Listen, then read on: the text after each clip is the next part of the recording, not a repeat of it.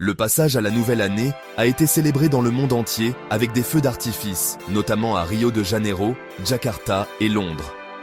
La Polynésie française a été le premier territoire français à passer en 2025. À New York, les festivités du Nouvel An se sont déroulées sous la pluie. Des photos des festivités sur les Champs-Élysées sont disponibles.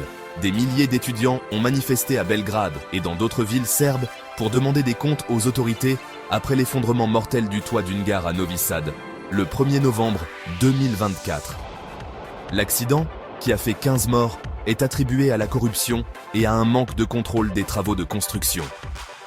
Dans son discours de vœux du Nouvel An, le président français Emmanuel Macron a reconnu que la dissolution avait créé plus de divisions que de solutions. Il a appelé au ressaisissement.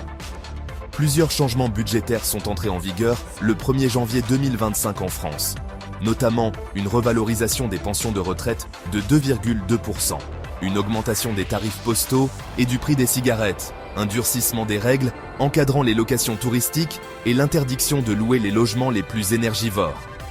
Milan est devenue la première ville italienne à interdire de fumer à l'extérieur à partir du 1er janvier 2025. Cette mesure, qui vise à améliorer la qualité de l'air, s'applique à tous les espaces publics, y compris les rues. Le président élu américain Donald Trump a passé le réveillon du Nouvel An à Mar-a-Lago, en Floride, entouré de personnalités trumpistes.